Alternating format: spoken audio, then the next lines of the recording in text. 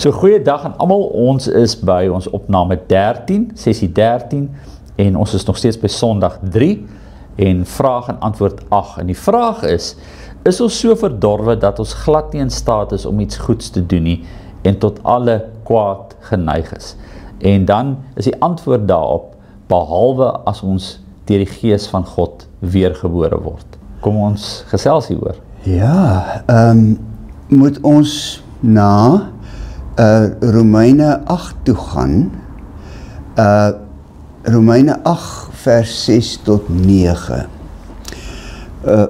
Want ten eerste moet ons net eers teruggryp op die erfsonde, en wat die erfsonde is. Hoe werk die hele kwessie van erfsonde? Kyk in Psalm 51 sê Dawid, voor ek nog gebore is, was ek al sondig. Ja. Nou, dit beteken nie dat Dawid nou wil sê dat dit in sy gene sit nie. Daar is nogal mense wat sonde in die bloed soek. Wat die sonde in die bloed soek, nee? Dat dit in jou gene sit. Daar's basies 3 antwoorde gegee deur die geskiedenis. Die historiese antwoord, wat sê dat wat by Romeine 5 aansluit, wat byvoorbeeld sê dat Adam was die hoof van die hele mensheid wat na hom kom, en soos wat Christus die hoof is van die nuwe mensheid. Wat Christus gedoen het aan die kruis tel vir almal wat aan Christus behoort, wat Adam gedoen het in die paradys tel vir almal wat aan Adam behoort. So dit word ons toegereken, maar dan verklaar dit nie heeltemal hoe ons self dan sleg geword het nie. Goed, maar dis die historiese antwoord. Ja. Soos Adam was die hoof van die hele mensheid, ja. Christus was is die hoof van die hele nuwe mensheid. Soos wat ons in Christus verlossing vind ons in Adam, wat ons verteenwoordiger was, staan ons skuldig voor God. Dit verklaar dalk skuld, maar dit verklaar nie verantwoordelikheid vir ons eie sonde nie. Hoekom doen ons dan net so aan mekaar sonde? So dit is die een moontlike antwoord wat daarop gegee word. Die ander antwoord wat daarop gegee word is 'n personalistiese antwoord. Jy hoor die persoon daarin. Ja. Eerste een is histories, geskiedkundig terug na Adam. Tweede een is personalisties. Die groot teoloog Karl Barth het gesê, ons moet daardie verhale van Genesis, daardie waarheid wat ons in Genesis 1 kry, wat nie geskiedenis is nie, moet ons lees asof dit vir ons wil sê, ek is Adam. Ja. Ek is die persoon van Adam. Ek is die persoon van Adam. Wat Adam gedoen het, dit doen ek ook. Nee? Dit verklaar steeds nie die sonde nie, want hoekom is ek so? Maar Karl Barth sê dat die erfsonde is 'n personalistiese ding. Nogal 'n groot teoloog wat by die historiese een aansluit is Herman Ridderbos. Jy sal hom ken, hy is 'n wonderbare Nuwe Testamentikus Marius, en hy sluit baie sterk aan by die historiese model. Maar en dan Karl Barth, die ander groot teoloog, sê ek is Adam. Daai verhaal gaan oor my. As ek daai verhaal hoor, moet ek myself voor God sien, sonder om dit te probeer verklaar, maar God het my, ek het teen God gekies, en ek is skuldig. Ja. En dan die derde ene is 'n baie interessante een, dis 'n evolutionistiese model. Die ander groot teoloog, ek dink die ou wat daarmee begin het, is die wonderbare Rooms-Katholieke priester wat ook 'n paleontoloog is. Dis die ouens wat die opgrawings doen en al die ou historiese, of dan nou die dinosourusse en sulke goede bestudeer. Teilhard de Chardin. Nou, hy was die eerste wat met die evolutionistiese argument begin het, want evolusie speel wel 'n rol in God se skepping, dink ek, glo ek. Maar die theoloog wat dit die beste verwoord het is Henricus Berghoff van Nederland. Hy sê, ons het byvoorbeeld, hy sê, omdat die mens uit 'n laar vlak ontwikkel het na 'n mens toe, iewers het God, ons deel baie met die dier, nie? Maar iewers het God 'n siel in hierdie dier gesit. 'n rede ingesit. Ja. Ja. 'n siel in hierdie dier gesit, en hierdie siel moet na God soek. Met ander woorde, ons praat, hy wil nie praat van 'n sondeval nie, maar van 'n sonde, van 'n suigkrag, waar ons moet eintlik opwaarts beweeg. Ons moet al nader aan God beweeg. En die sonde is dat ons dit nie doen nie. Vir 'n een dier om 'n ander dier op te vreet, dis neutraal, dis nie sleg nie, jy kan dit nie veroordeel nie, dis wat dierlikheid is. Maar vir 'n mens om 'n ander een op te vreet, dis nie reg nie. Maar ons het daai dierlike instinkte in ons, jy weet, kos en water en oorlewing en hy sê dis ons erfsonde. Hy sê daai dierlike instinkte is ons erfsonde, en ons skuld is dat ons nie bo dit wil uitstyg nie. Ek kan altyd onthou, daar's 'n program altyd gewees ter wille van oorlewing, en dan het oor die diere gegaan. Ek bedoel, maar nou gaan dit oor die mense, né, in ons wêreld, ter wille van oorlewing. Ons beklei en ons wil net oorleef, maar om te oorleef moet jy vernietig. En nou kom hierdie, en ons sukkel om dit om te glo dat ons kan oorleef sonder om te vernietig. En dis Jesus se boodskap. Daarom moes hy vernietig word op die ou einde. Maar goed, ek gaan nie nou 'n keuse uitoefen tussen hierdie. My hart is eintlik maar by Ridderbos sinne, wat sy oplossing, sy historiese oplossing, wat sê, soos wat Jesus die hoof is van 'n nuwe mensheid, en almal wat aan Jesus behoort, deel in sy dood en verlossing. So was Adam die hoof van 'n ou mensheid, en almal wat aan Adam behoort, deel in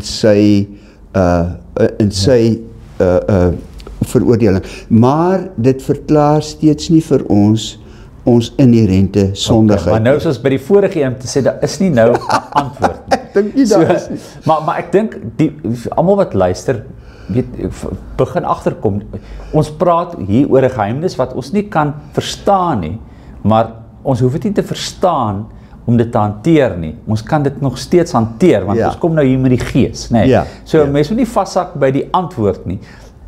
Of die antwoord wat ons soek nie, die antwoord wat hier vir ons gegee word, sê ja, behalwe as ons deur die Gees van God weergebore word. So, ons praat daaroor. Dis 'n verligting dat ons nou by die Heilige Gees kan uitkom, want hierdie ander goed is bietjie neerdrukkend oor onsself. Ons wil nie graag die waarheid oor onsself glo nie. Vir my is die ontblotende ding, ek wil weer terugkom by daardie maghebber wat vir Jesus vra, wat moet 'n mens doen om die ewige lewe te beerwe. En Jesus sê op die ou end vir hom, okay, jy het al hierdie goed gedoen wat in die wet staan, maar gaan verkoop nou al jou goed en kom hier en volg my. En die oomblik wat hy dit sê, raak ons ontsteld. Wil die Here regtig hê ek moet dit doen? Wil die Here regtig hê ek moet afstand doen van al my besittings? En dan sê iets hier diep binne in jou, ek kan nie. En dit wil sê dat ek nie net die skuld van Adam geërf het nie, maar op 'n vreemde, misterieuse manier waarop ons geen antwoord het nie, het ek ook die geneigtheid van Adam geërf. En daar is nie 'n antwoord op waar kom die kwaad vandaan nie. En ons moenie sê, maar dis die Satan nie. Want dan is ons presies waar Eva was, die slang. Here, Adam, hoekom het jy dit gedoen? Eva, die vrou wat u my gegee, dis u skuld. U het my die vrou gegee. Eva, hoekom het jy dit gedoen? Die slang het my verlei. En dit vat nooit ons verantwoordelikheid. Ons mag nie die duiwel gebruik om ons verantwoordelikheid vir die keuses wat ons maak te verklaar nie. Maar kom ons kom by die Gees wat nou sê, goed, maar sit dit nou agter, maar so nou hoe? Okay, kom ons, weet jy, as iemand wil 'n mooi teks hê om oor na te dink, en ek dink dis nogal die teks Marius wat ons net nou vir die mense kan gee en gaan sê, gaan herkou oor hom in julle klein groep of herkou saam met iemand anders oor hom. Dis Romeine 8 vers 6 tot 9. Kyk, in die Romeine boek is Paulus heeltyd aan die begin besig om te sê hoe groot ons sonde en ellende is. Onthou, ek het reg aan die begin vir jou gesê dat die Heidelbergse katekismus is baie, daar diep onder by die wortels van die Heidelbergse katekismus lê die boek Romeine. Want hoe groot ons sonde is, hoe ons van ons sonde verlos kan word, en hoe ons God dankbaar kan wees. Dis basies die indeling van die boek Romeine. So as ons nou begin kom by die hoe ons verlos kan word, dan is ons by Romeine 8. Romeine 6 en 7 begin al reeds vir ons vertel hoe die oorwinning oor die sonde kan lyk, maar in Romeine 7 sê Paulus, die goeie wat ek wil, dit doen ek nie, en die kwade wat ek nie wil nie, dit doen ek. Wie sal my verlos van hierdie liggaam van die kwaad, en dan sê hy dadelik deur Jesus Christus. En dan in Romeine 8 skryf hy oor die rol van die Gees wat ons vernuwe.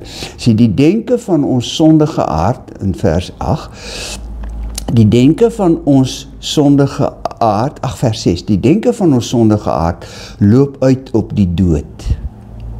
Maar die denke van die Gees bring lewe en vrede. Hier onmiddellik is ons, as hy gesê het, Jesus het vir ons gesterwe, Jesus het ons gered. Romeine 6 verduidelik hy dit in terme van die doop. Hy sê, as jy gedoop is jy so aan Jesus vastgemaak, dat Jesus se dood jou dood geword het. Dat Jesus se opwekking uit die dood nou reeds jou opwekking geword het. Nou sê hy, die denke van ons sondige aard, hierdie denke van die goeie wat ek wil, die kwade wat ek nie wil, loop uit op die dood. Maar die denke van die Gees bring lewe en vrede. Kan ons gou praat, want ons praat konsepte, ons praat Bybelse konsepte. Kom ons praat praktiese lewe. Ja. Nou, as mense sit en sê, ek sit in hierdie stryd. Nou sê julle vir my, deur God se Gees. So, ons sê, die God se Gees leer ons, lei ons, vorm ons, herinner ons, laat ons onthou, laat ons vergeet, versoen ons, en as ons daarmee praat, dan praat ons, God wat opdaag in ons lewens by geleenthede, waar ons dan die kans kry om te kan kies, om te kan vergewe, om te kan onthou. Hoe raak hierdie ding prakties? Kom ek sê vir jou so. Onthou, God is drie-enig. As ek die Vader het ek die Seun en die Gees. As ek die Seun het ek die Vader en die Gees. En as ek die Gees het ek die Vader en die Seun. Ek kan nooit een van die drie losmaak van die ander nie, want dit is een God. Nie? En hierdie een God is onverdeelbaar. Hierdie een Gees is onverdeelbaar. Daar is nie 'n stukkie Gees in my en 'n stukkie Gees in jou en 'n paar miljoen ander stukkies Gees in ander mense nie. Dis die een Gees wat die hele tyd saam met die Vader en die Seun by ons is, so naby aan ons is, nader aan ons is as ons onderklere. Nader aan ons is, om die waarheid sê, die Gees raak van binne af aan my. En omdat die Gees uitgestort is die Gees deurentyd by my. Hy is nie van tyd tot tyd by my nie, hy is die deurentyd by my. Die vraag is, wil ek die Gees toelaat, of wil ek die Gees bedroef? Wat Paulus op 'n ander plek in Efesiërs skryf, hy moenie die Gees van God. Iewers kom ons by 'n plek is, jy het 'n keuse. Jy het 'n keuse, natuurlik, maar jy het 'n keuse deur die krag van Jesus wat opgestaan het uit die dood. So jy moet begin agterkom, die keuse wat jy begin uitoefen is inherent, want weer eens, ons kan God nie sien nie, ons kan God nie aan hom vat nie, ons kan hom nie hoor nie, maar tog is hy nader as ons asemhaling. En dan moet ons daai onderskeidingsoomblik kan hê, maar God is nou hier. So dit gaan daaroor oor dit wat jy beskryf het, net God wat inherent sy drie eenheid in ons is en by ons is, en ons daai oomblik realiseer, is dit die gevolg van hierdie God wat in ons werk, wat ons nie kan sien nie aan kan vat nie. En dan skielik kom jy by 'n plek En ons praat hier van baie eenvoudige goed, nee.